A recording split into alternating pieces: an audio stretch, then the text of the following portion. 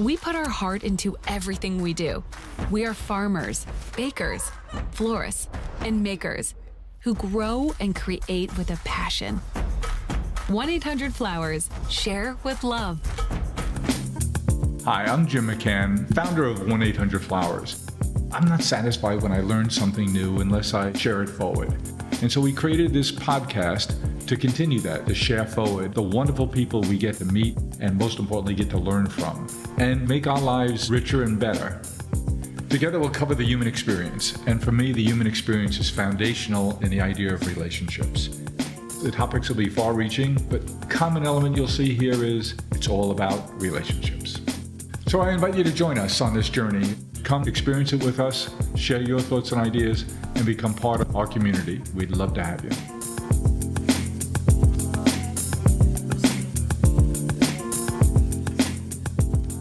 Well, what a treat it is here when we talk about relationships. I guess there's no more important relationship than the person you choose to share your deepest emotions with, your spouse, your significant other.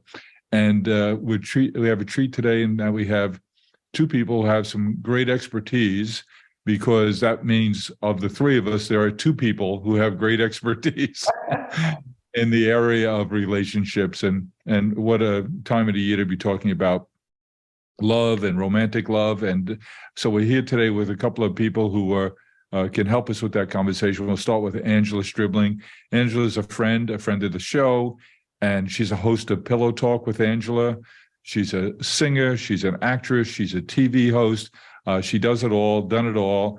And we're so happy to spend time with her. And we've had her on the podcast before. How are you, Angela? Thank you, Jim. I'm doing well. And you know what? I was so looking forward to having this conversation because not just Valentine's Day, but I'm sure Lisa will agree and you'll agree. I mean, relationships are everything. You just said that. It's everything. They are. And Lisa, I know you have Lisa Concepcion has a lot of experience there. You're a certified life coach, dating and relationship expert and consultant. So what more important areas to be able to help people in professionally than to help them in their careers, in their life in general, and in particular in the relationship advice, because as Angela just mentioned, it's all about relationships. And as recently as this morning, my producer, Lisa Sabat here and I were reading an article from the professor at Harvard who's done the longest study of any human interactivity, over 80 years now, of a cohort of people. And startling discovery from researching these people's lives for all these years is that the key to happiness is relationships. Now, I know neither of you had to do 80 years of research to come up with that conclusion, but it's nice to see the empirical data come and confirm what we all know in our hearts and know through our life experiences is the most important thing for our mental health and frankly, for our physical health too, because people who have in their lives good and meaningful relationships of all different kinds live better lives, live happier lives, and physically healthier lives. Let's start, Lisa, with you. As a professional coach in this area, is there something that comes to mind that's the common element that you wish you had a magic fix for in terms of the people who come to you who are maybe struggling sometimes in the scope of their relationships? Yeah, absolutely. I would say the common thread, if I had that magical wand, I would cure the planet of the chronic lack of self-worth and self-love that ultimately needs to be cultivated within all of us in order to align with and call in that ideal partner, that person who will enhance us as we go along our journey and learn and grow and experience things that challenges us. I always say relationship is pretty much the ability to work on yourself in the presence of another as they do the same. You surprised us there a little bit when you started down that path to say that to have good relationships, it's not about the other person, it's about you. We unfortunately don't arrive at that power of self-love, self-actualization until a few decades of life happens for many people. Maybe there's a divorce, maybe there's something significant that happens where a relationship falls apart. It could be a relationship even between a business partnership, and a lot of money is lost. All of these things that disrupt and have upheaval in our lives happen. And when we find that dark night of the, that dark place of the soul where we're like the bottom of rock bottom, 50 feet under with, feces piled on top of us, we are beneath the bottom, and we have to look at that little light, that little pinprick of light, and move towards that light when we're in that dark, awful place. And in that journey of healing, the light opens up. That pinprick becomes a circle and a larger circle and a larger, until finally you're outside of it. And once you've gone through that, you've become different, and you've learned to acquire wisdom. You've learned to heal things about yourself that you might have had shame for, that now you have a lot of self-forgiveness. All of this nourishment that comes to rebuilding after upheaval changes us. And then we're able to have compassion for self and others. We're able to say, wow, you know what? This relationship, it wasn't only me, it was him too. Like, he was going through stuff too. And we really showed up like two wounded children in it. And now we have the opportunity to work on that. And once you commit to doing that, your life will improve exponentially in every other aspect of your life. You'll see that your business life will change. Your relationships with your family will change. Your friendships will change and grow. So always working on yourself and making that commitment of, I recognize I'm here to grow and this is a journey, and I'm going to commit fully to me, my nurturing, my betterment, my building myself up every day. And I'm going to bring that person to another so they could be inspired to do the same. Pretty much You mentioned shame, and Angela, we've had conversations where we've talked about that. It comes up a lot. It's one of the most paralyzing emotions, right? Yeah, it really is. We all have those moments of shame, but boy, it sort of strikes a chord. And when you are an individual that's burdened with shame, it seems to overwhelm your ability to have a good enough opinion of yourself that you can contribute to a relationship. I agree. I love everything Lisa just said. And, it manifests itself, that self-loathing and that feeling unworthy and not recognizing your person when they could be right in front of you because you don't feel like you deserve it. But it manifests itself in many ways. You'll find a lot of men and women who, instead of being open and vulnerable and all those things that will let someone in, because of the shame, they put up a defense mechanism. And then they're just ready to find all the reasons that it's not going to work in the mate. It's more like, there are no good men out there. We just did a show about that. There are no good women out there. And, a laundry list of reasons that it will never work, that relationships are doomed. Well, it's easy to tell you that things won't work. And it's so much easier to give you a list of reasons why they won't work. You see that in business. It's so much easier to say, no, that'll never work. And it takes the optimist, the positive person, to champion new initiatives. And they're usually in a sea of naysayers, right? Right, exactly. And again, just being strong enough, building yourself up to the point where you realize, you know what? Yes, I've got some things that maybe I'm ashamed of, but other people do too. And as soon as you can start just, all those things that you're maybe afraid to let someone know about you, those are your experiences. Those are the things that can make you stronger. Own it. And if you can open up and be vulnerable to another human being by accepting your own flaws, I think that's the beginning of the strength. But there is the insecurity and the trust issue, right? Yeah, very much so. I know on your program you do a lot around intimacy, and it's so difficult for some of us to think of and to talk about intimacy. Right. What kinds of things would either of you do in a professional situation where you're trying to counsel? How do you get couples of any kind who have trust issues to begin to overcome them? What path do you go down professionally? I think there are a lot of people out there that still carry a lot of shame, maybe for the way they behaved in past relationships, and they still kind of have that baggage with them. So one of the things that I always like to share that helped, it certainly helped me in my journey. Shame is transmutable through wisdom. Yes. So the best way to rid yourself of that negative energy of shame is to revisit it from a place of lessons and a place of, well, what did I learn here? I did this awful thing. I showed up this way. It led to these consequences. So where do I go from here?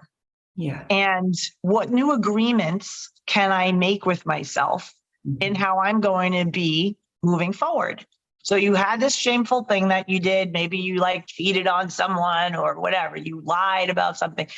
And you're able to be like, whoa, like what version of me did that? Why did I do that? And you do your own little self-analysis and you come to some conclusions, and then you make a choice. Like, do I want to live in this shameful place forever and beat myself up? Or do I want to make new agreements? Now that I've done this, now that I've lived the consequences, now that I messed it up, and I fessed up, I can do better. And what will I now do? What new things can I attract now because I have this wisdom? I love that. And that is, if you are willing to admit it to yourself, even that you're the one who messed up. There's so many wounded people who have been cheated on, and they might meet the potential love of their lives, but they're not letting him in because they're saying, you know what? I've been cheated on. And I'm not going to let that happen to me again. I'm not going to let that happen to me again. And so what you're really doing, even though you don't realize it, you're blocking all the love that can enter your life because you're still reliving that last scenario. You're saying the last time I had my heart open, the last time I was vulnerable, they broke my heart. They shattered me. I'm never going to be that girl or that guy again. And is that embarrassment? Did it go back to shame again? Where the shame of someone would cheat on me, therefore it's my fault. I'm less than I should be. Fear. It's straight up fear. Like fear and shame are buddies. They hang out. And it eats into your self-esteem. If you feel betrayed like that, here you are wide open. You're thinking, this is the one. I'm open. Maybe one day we'll get married. This is my boo. And then you find out this person has several others or one other. Emotional cheating, whatever kind of cheating. Emotional cheating. Emotional cheating is just as bad as the physical, I think, especially. It's horrible. And for that to happen to you, especially, maybe it's never happened before, just takes once. And it shatters your self-esteem because you're like, you know what? I didn't see that coming. Maybe they all cheat. Maybe it's me, all of that. And you've got to rebuild your own self-esteem. You've got to figure out a way to self-trust too, like trust in everything, right? So it's super normal when you're duped, because that's what you're saying, right? You're in this thing, you think it's going one way and then duped. Right. She says, oh, I thought we were in a committed relationship. Apparently not. Exactly. So now you're like, whoa, like what, but always the power lies in, all right, what did I not know that I now know that I can apply again? Because you're right. You're 100% right, Angela. You are not going to be the same person again. You will not be the same person again. Why? Because you lived through this. Once you're cheated on or once you cheat, it changes you forever. You're different. You can't go back. It's all rooted in this aversion to a very simple thing, which is God's law, natural law, right? You treat people how you want to be treated. If everybody just abided by that, there would be no deception. There would be no stealing the trust, right? Robbing someone of their ability to trust, coercion, manipulation. None of this would exist, right? But this is the journey. It's to realize we can do better within ourselves. We can examine how we show up in relationships and what it is that we're trying to get from the other person, that if those needs are not fulfilled, then now we cheat on them and go elsewhere, or they do that to us. You're And so right. Right? Yeah. So, but when you're empowered to realize, A, no one's getting out of here alive. B, I'm in control of me. And people have the freedom to come and go like feathers in the breeze. If they come in, wonderful, have a seat. If they don't and they don't want to, bye. And if you have that power to be in that ease and flow of the reality that you can't control everybody, then you start to go inward. You start to take on that full responsibility of how you're going to show up in the world, how you're going to be ethically responsible for yourself in relationships. And this way, I call infidelity, cheating, betrayal, the unfortunate decision. So like, take me, for example, I'm married. Let's say hypothetically, I'm going along in my marriage, amazing. We have all these goals, everything's wonderful. And I find out, because I would, that my husband cheated. I would look at him within 5 seconds and say, my love, that's an unfortunate decision that you chose to make. And now because of that, there is a consequence. And here's what that is. And I am prepared, because I love me most, to follow through on that consequence. Right. You grow to that point. Grow to that. And that's what I help people to evolve to. I help a lot of people who are on that whole, oh my God, I can't trust anyone. Oh my God, I'm coming out of a relationship with a narcissistic abuser. Oh my God, oh my God. As we get burned and we heal our own wounds, we're able then to stand stronger, because we did it for ourselves. Once you do it for yourself, you will never tolerate any form of abuse, lying, infidelity, betrayal. You just won't tolerate it. It would be literally a 15-minute conversation. And it's an unfortunate decision that you made. I found out about it. I got to go.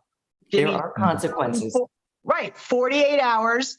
I'm getting my stuff. I will be out of here, and we will proceed, but I'm not staying here. Are you prescribing a permanent decision, or is that I need time to make decisions? Oh, no.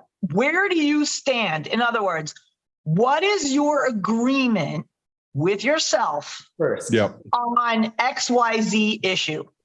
If they cheat on you, how do you roll? What's your policy? What's your personal contract? What is in your And is that personal something you contract suggest about that? people Yeah. discuss before time?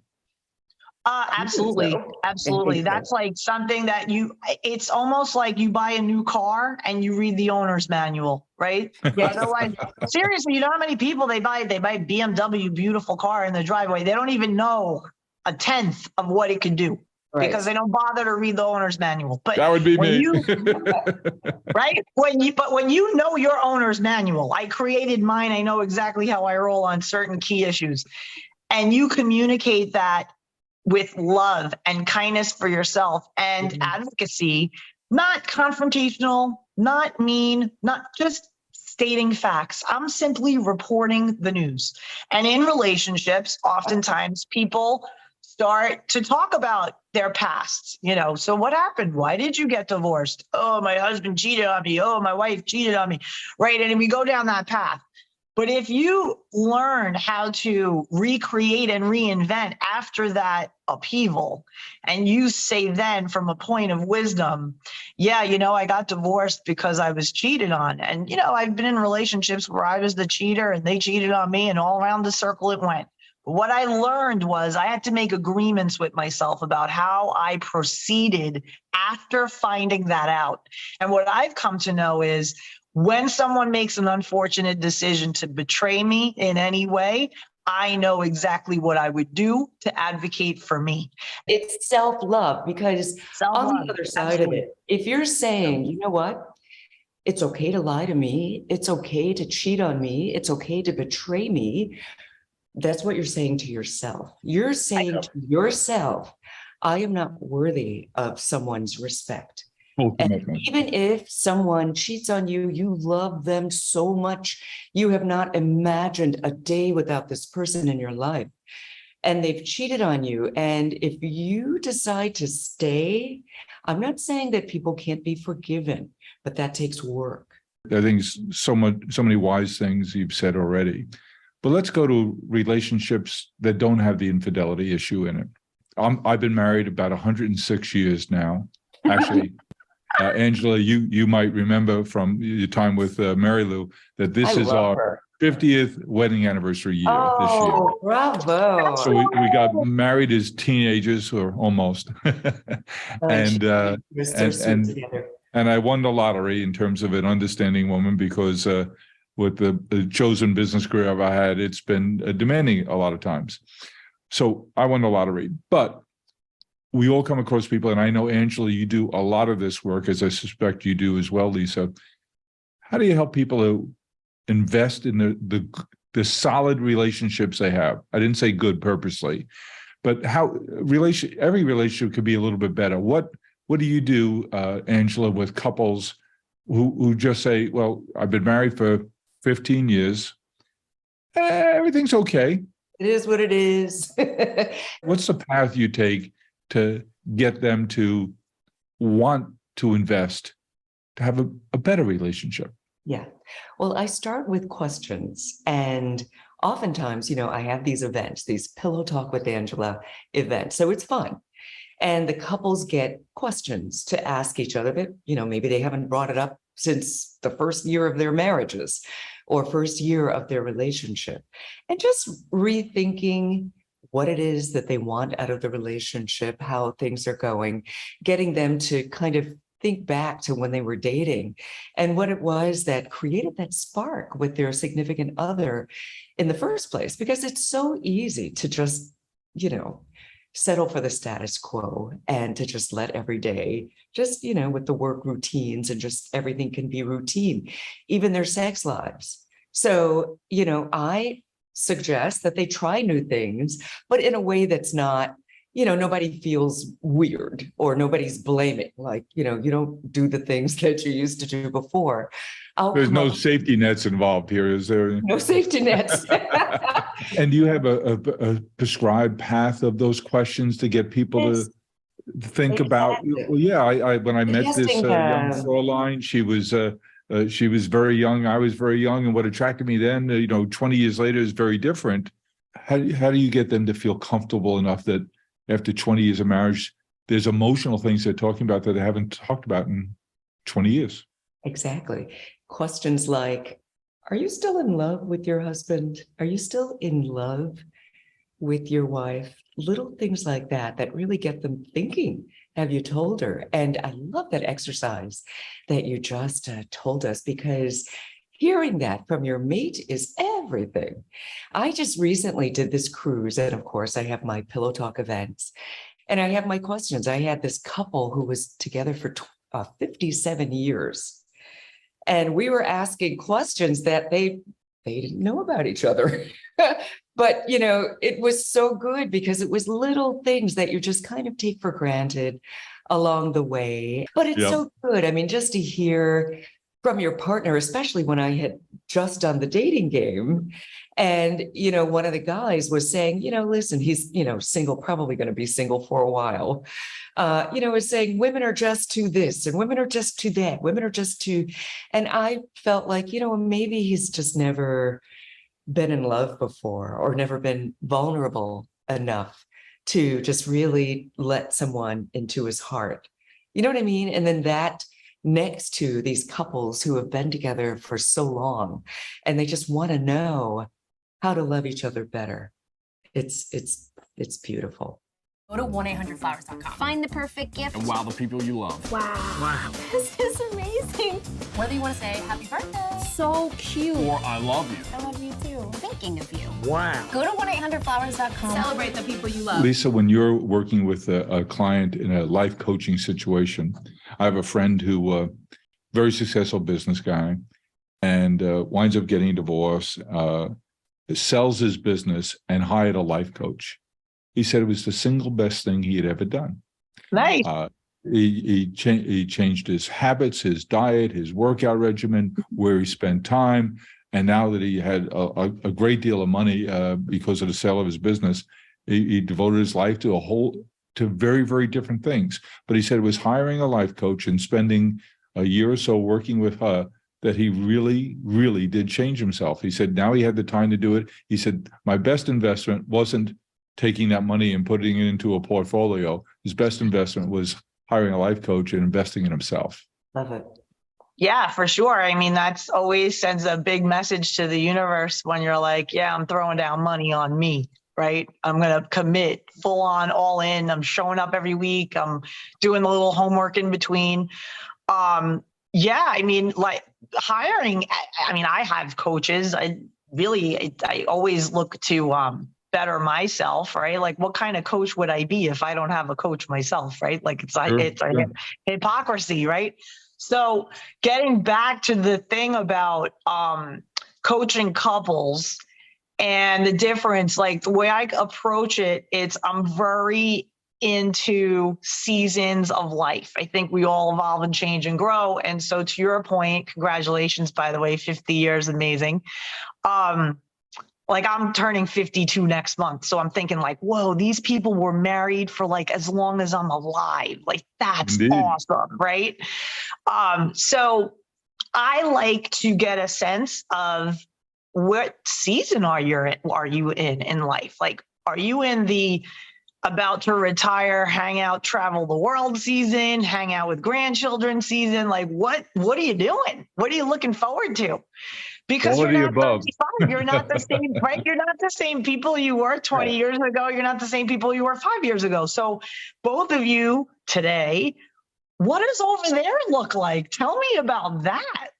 And just allowing the couple to dream new dreams together, it connects them in a way of, ooh, I didn't know you wanted to travel and go to Europe for a month. I had no idea you wanted to do that. Really? I bet that's common, right? They think and they know. they look at each other like, hi, nice to meet you. You're kind of nice. Like, I like this. And so it's amazing. Like when people are given the non-judgmental, safe platform to speak openly and honestly, and you make it like for me, I like to be almost like, the mediator or like the holder of the space of like fair game. Everything can be said. This is all good. We're in a open, honest realm. And that's when you can probe and you can be like, I mean, I have this couple and I asked them, I'm like, so like, what are you up to? You're like, what, 63, you're 61. Like, what are you doing next? And they're like, well, we want to be close to our grandkids, but like, we're still not quite retired yet. And I want to do something also because I'm not going to stop working ever. And I don't want my brain to turn to mush. So we just had this like amazing conversation, like, well, let's dream a little bit. Do you suspect they hadn't had that conversation until they're working with you? Yeah, well, because they kind of did it in dribs and drabs, but more from a place of complaining and not from a place of dreaming, right? Like more from a place of overwhelm and that the agreements that they have and they watch the grandkids and they don't mind it and they like having time with them, but they're like losing a sense of where they're going next in their life too. And part of them wanted to be snowbirds too, so they can like be warm and do both, but they don't leave because the kids are close and the kids need them because they're the grandparents. Whole big interwoven thing. So when we got to really look at the knots that they were participating in keeping tight, and we loosened that knot by really helping both people tap into their true desires. Right? Like, how can you orchestrate your life so that you have joy and fulfillment and still relationships with your grandkids, great relationship with your parent, with your daughter and son? Like, you can think about how you want to live your optimal, and then work it backwards so that you make it happen. You manifest together. And I'm telling you, a couple who dreams together, manifests together, that is a true adventure. That's an investment in time and the possibility that there might not be alignment. The bully in the relationship says, I really don't want to hear what she wants because I know what I want. There is that. Well, then That's an egoic relationship. That's not even really a relationship. It's not a collaboration. It's a dictatorship. Let's say there are children involved and now some grandkids. You said they want to spend some time with grandkids. The old saying, Angela, is you're only doing as well as the least of your kids. And that multiplies when you have grandkids, because now you're only doing as well as the least of your kids and your grandkids. Right. Mm-hmm.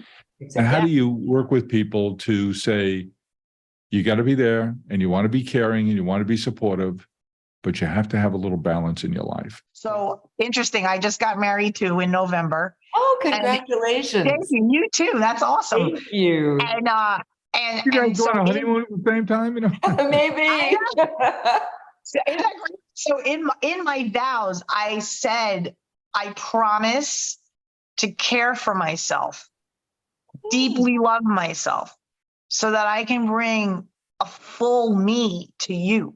I love it. And like a lot of people I coach struggle with self-love because they're pleasing everybody, right? They have a line of people and they need from them, right? They need mom, they need sister, they need coworker, right? And they're wearing all the hats, but they forget to ask these two important questions. Well, how do I feel? What do I need? And it's not selfish to check in with yourself and ask that. Sister says, oh, can you help me move my furniture because I bought a new rug and I need you to help me. You're my sister. I need you to help me. And you say, okay, well, how do I feel? What do I need? Okay. I feel like I can help my sister. Good. What do I need? Well, I need to do this on Saturday because I can't do it any other time but that. So I'm going to advocate for myself. My beloved sister, I would love to help you. Here's how it works for me. I will bring over lunch, pizzas or whatever, and we will move carpet on Saturday afternoon. What do you think? Does that work for you? That's it. You know what? You're absolutely right. And especially as women, we're the nurturers and we don't consider our own feelings first, unless we're more self-actualized. And it's a very important thing, if you're not, to figure it out and check in with yourself first. It's like, yes, I'd love to do this, but wait a minute. Would I? Can I? And will it hurt me to do it? And the other thing to consider too is like, I don't know. Some people say, oh, recovering codependent. To me, I don't think there's a such thing as recovering codependent. I think you're codependent and you navigate life as such, right? Yeah. I often tell people like, it's really a habit, like a wiring that has to happen in your mind, a pathway you need to form by repeatedly asking you that yourself. Right. How do I feel? What do I need? Because let me tell you, there are people probably listening to this and they can relate where they will go hours without standing up from their computer and taking a break to refill their water, to go have lunch, that they don't realize that it's 2 p.m. until their stomach growls and their head is light because they haven't eaten. Simple things like that. The self-care is such a thing that codependents forego because they're so used to being entrained to acquiesce to the needs of everybody else. That's right. So they forget, it's not a fault. It's a simple training that you were taught as little kids. If you are codependent, that everybody else's moods, whims, requests matter more than yours. That's right. And so you end up silencing your truth. You end up saying, yeah, I'm not really hungry, whatever you want. Meanwhile, you're starving. Right? Right. Women. Okay, here we are. It's Valentine season. And you both work red just for the occasion.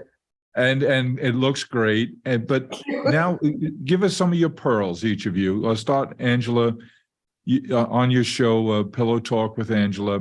You help so many couples in so many different ways. And I know from firsthand experience that when people realize who you are in a public setting, they can't wait to chat with you and get some help from you. So this is something you practice at doing.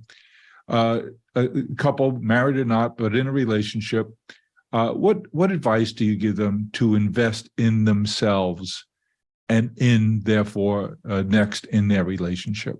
You're sitting on a bench outside a beautiful resort in Sonoma, waiting for Ken to come out from his most recent talk.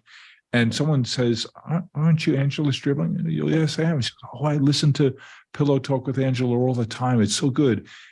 You know, I'm not sure my relationship is where I'd like it to be. And Angela says, well, in the few minutes we're going to have here together, sitting on this bench on this beautiful day, here's what I'd suggest you think about. Here's what I suggest. First of all, tell me what's going on in your relationship. And I just want to get a picture of that. Get them talking about what they want from the relationship. What is it? How are you feeling in the relationship? Do you feel seen? Do you feel heard? It kind of depends on where they are. Do you feel open and free to really let your partner know what your needs are? Or are you so focused on what their needs are that you feel like maybe yours don't matter? I mean, the gamut. I think, I always go back to the communication thing because it sounds so simple, but that seems to be the root of everything. Oftentimes people forget how to talk to each other, or, maybe they say something and maybe it's a hot button for your partner and they don't want to bring it up ever again, but it's important for them to get this out. Take that apart first, because talking is, hey, what's for dinner? But you're talking about talking. Real stuff. Yeah, like, honey, I don't know, as an example, I really feel bad when you come in and I'm watching TV and you just turn the channel without asking me. Little things. You know what I mean? It could be little things that could seem small to your partner, but it could make you feel just really invalidated. You know what I mean? Like, not of that you don't matter. Little things. And the person's like, oh, that's no big deal. Maybe it is. Little things add up, you're saying. They add up. And then the resentment starts from something so little, where if you are able to get to a place that you're strong enough to say, you know what, I was watching that show. That's one of my favorite shows. I don't mind watching what you want to watch, but could you check in? Could we talk about it before you just make that move? I just mean little check-ins like that can really make the person feel like their opinion matters. But so you said it there. It's all about communication. And Lisa, has anyone ever gifted you your services as a gift to their partner, saying our relationship is good, but it could always be better? And I heard about this wonderful lady, Lisa Concepcion, who some friends said really was a great investment in their relationship, which they thought was pretty good, but it's even gotten better. Have you ever been gifted?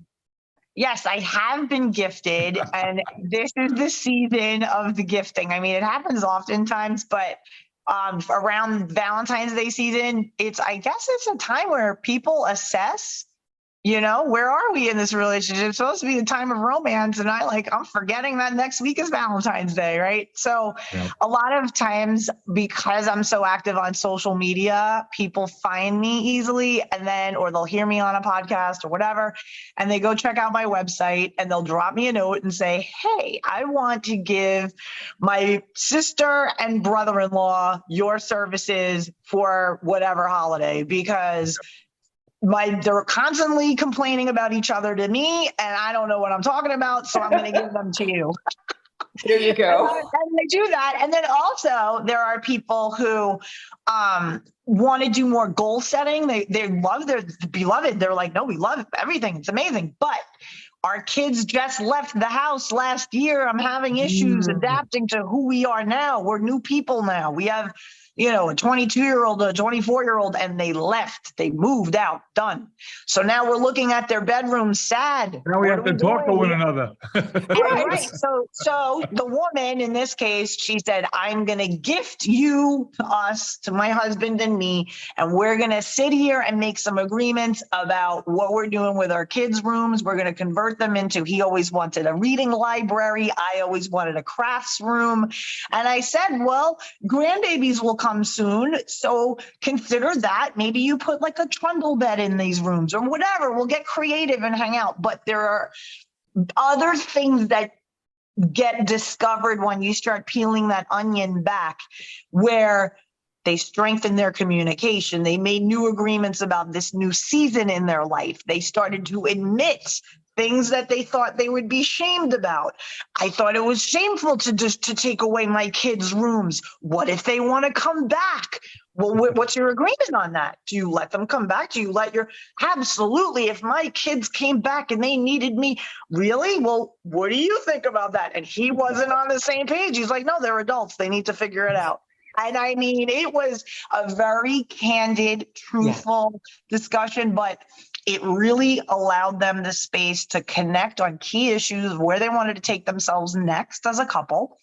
And it was fun.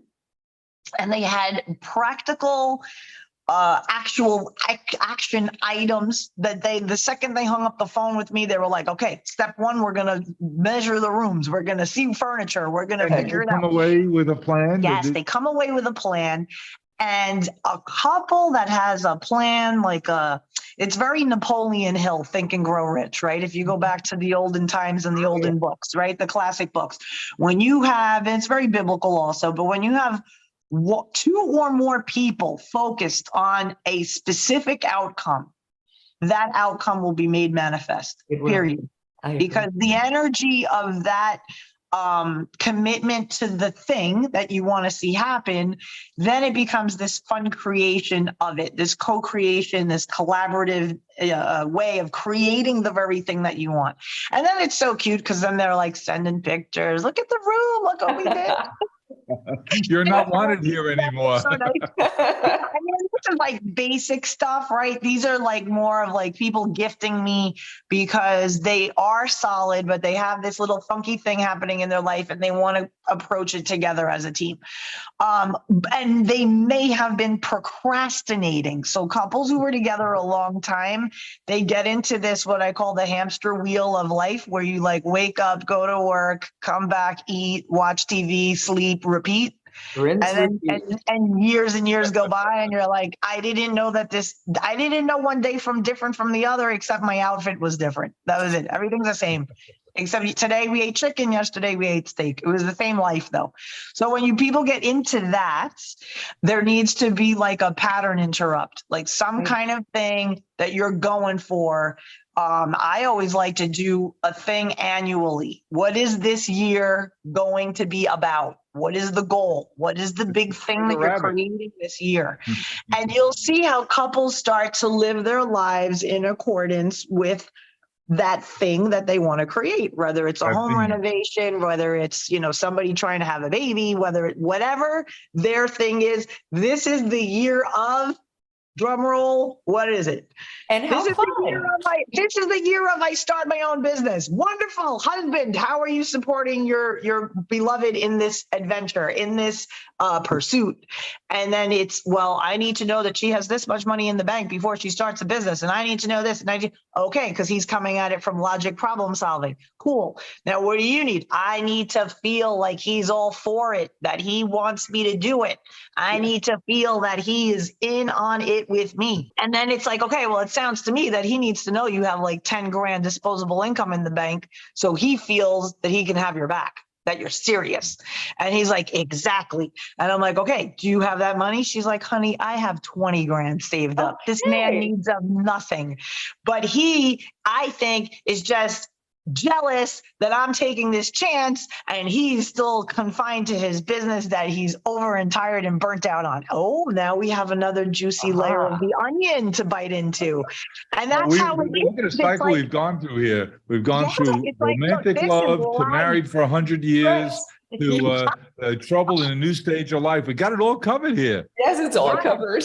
But in this Valentine gifting season, it's been my chance to gift to our community exposure to you two guys, because you're two wonderful folks who spend a lot of time and a lot of your energies helping other people to have better and richer lives. And as we identified in the very beginning, that's all starts with having more and better and deeper relationships.